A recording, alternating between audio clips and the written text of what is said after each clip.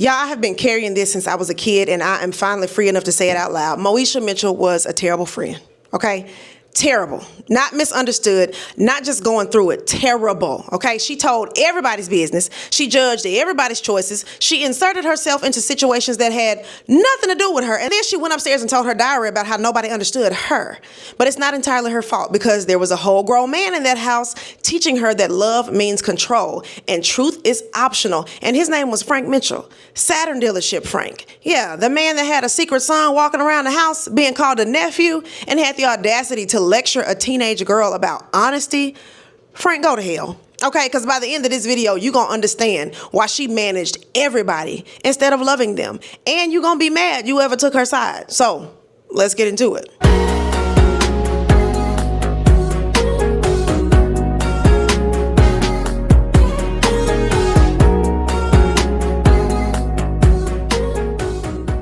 What's up, everybody? It's your girl Indescribable, aka Geraldine Lake, and I'm back with another video about the psychology hiding inside of Moesha. Here is my whole argument. Now, y'all just hear me out, okay?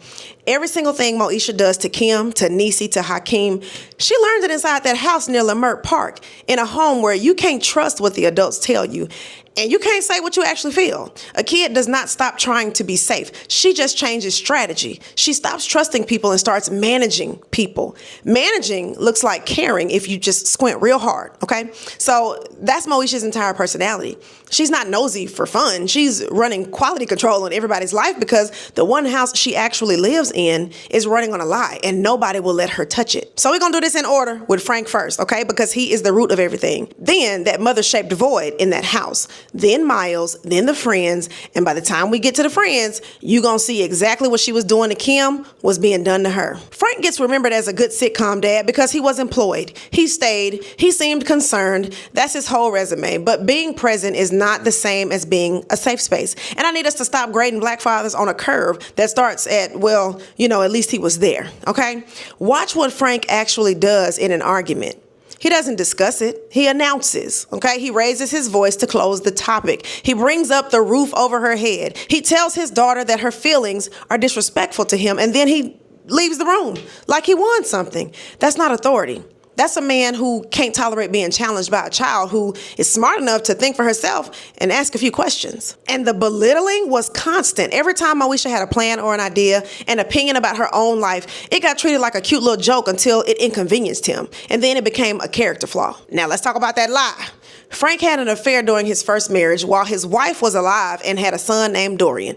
Dorian was raised by Frank's sister, and everybody in that house called Frank his uncle. That secret held all the way until season 5, when Frank's aunt let it slip by accident in front of everybody, and the whole family found out. The show tries to give you the sympathetic version that it happened during a hard time in marriage. Okay, cool. That explains the affair. But it doesn't explain the 17 years of keeping your son a secret because you're ashamed of your inadequacies as a husband. And here's where the psychology comes in. Research on family secrecy points directly to hidden paternity as one of the categories most strongly linked to identity disturbance, acting out in adolescence, and trauma that travels down the family line. A study of adolescents found that carrying a family secret predicted higher depressive symptoms, lower self-concept clarity, less self-control, more loneliness, and worse relationship quality. Not just one of these, but all of these. So look what happens the second the truth drops. Dorian spirals, Moesha packs her bags and moves out permanently. That's not the writers being dramatic. That is exactly what the research says is going to happen when a kid's origin story gets rewritten without a warning. Nobody in that house lost their mind. They responded exactly how they were supposed to. Frank is the one who lost his mind 17 years earlier and then just let everybody else carry it. Go to hell, go to hell, go to hell. Okay? Now, fun fact, Cheryl Lee Ralph reportedly disliked that storyline so much that she took a reduced role on the show behind it. Child, even Dee said, get somebody else to do it, okay? Moesha's mother died in 1992. Frank remarried in 95, so do the math on what this girl was doing for 3 years. She was running that house. Little brother, laundry, dinner, feelings, all of it. And she was good at it, which is the trap, because when a kid is good at being the adult, nobody ever asks her to stop. This is called parentification. It's a role reversal where the child takes on the emotional and practical duties of a parent. The research says a small amount can actually build competence and independence. Too much for too long, and you get anxiety, depression, emotional dysregulation, identity confusion, and difficulty in relationships that follows you into adulthood.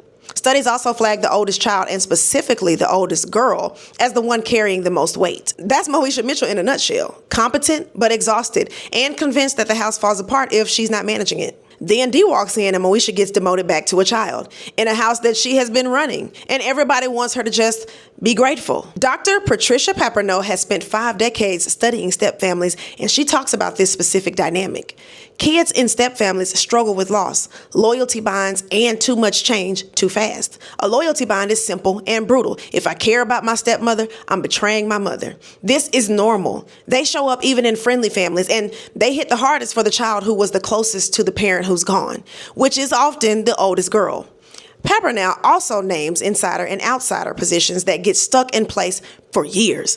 And the fact that when a parent recouples, kids lose attention from that parent right when they need it the most. So every single Moesha and D blow up that the show frames as a bratty teenager, that's textbook loyalty bind. She's not fighting D, she's defending her mother out loud because the adults in that house never really gave her a way to do it quietly. And where is Frank in all this? Judge and jury, not repairing. He wanted the blend to work on his timeline. He wanted his new wife respected on day one, and he treated his daughter's grief as an attitude problem. Okay, now Paperno's research is clear that what works is holding both the new couple and the ongoing parent-to-child connection, and that authoritative parenting, warm and firm at the same time, produces the best outcomes for kids across every family structure.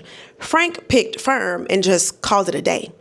Myles was younger when their mother died. He attached to D faster and a lot easier, and he got treated like the baby of the house, long past him being a baby. Okay, now that is what she's actually fighting about. Not the bathroom, not the phone. She looking at the math, and the math ain't mathing. Parental differential treatment is one of the most studied dynamics in family psychology, and the findings hold. Kids who perceive they get less support than their sibling report more depressive symptoms. The bigger the gap in treatment, the less closeness there is between the siblings themselves. And what matters most is not whether the parent thinks the treatment was fair, it's whether the kid perceives it as unfair. So the rivalry between Moesha and Myles was never really between Moesha and Myles.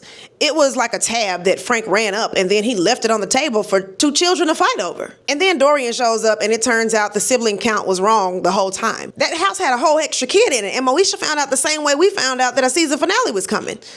Okay, now, all of that is just me giving you context. None of it gives anybody a pass, okay? For 5 seasons, this show opened with Moesha talking into her little diary, telling us her version of events before anyone else could speak. She was the narrator of her own life, which means everybody else in that show was cast as a supporting character in Moesha's story.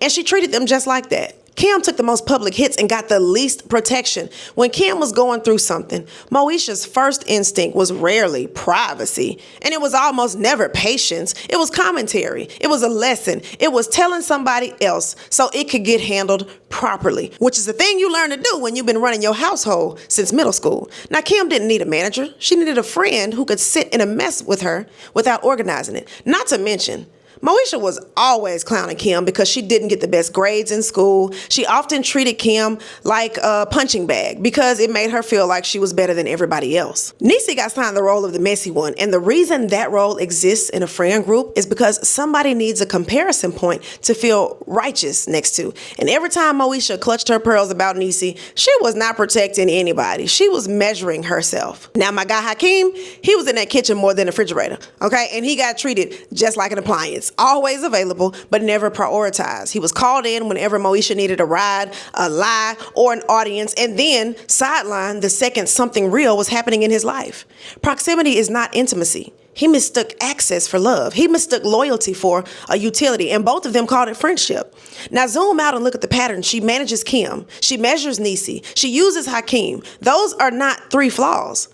That's 1 flaw with 3 different faces, and it's the exact skill set she built at home. Control what you can reach, because the thing you actually need controlled is totally off limits. The studies on parentified kids says this straight out. They struggle with boundaries and with role confusion because their identity got fused with taking care of everybody else. She couldn't turn it off. So her friends became her second household, and she ran them the same way she ran the first one. Now, Moesha wasn't evil. She was doing consulting management on her friendships because nobody would just let her be 16. And y'all know the part that honestly bothered me the most?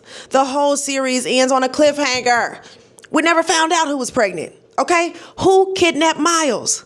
Why was little Kim's acting so bad? Okay? Find out on next week's episode of Dragon Ball Z. Just kidding. Okay, listen, if this hit a nerve, okay, subscribe, because I do this every week, and there's a whole list of shows we all defended as children that would not survive an adult rewatch, okay? Don't forget to hit that notification bell so you know every single time your girl uploads, and I will catch you guys in the next video. Peace.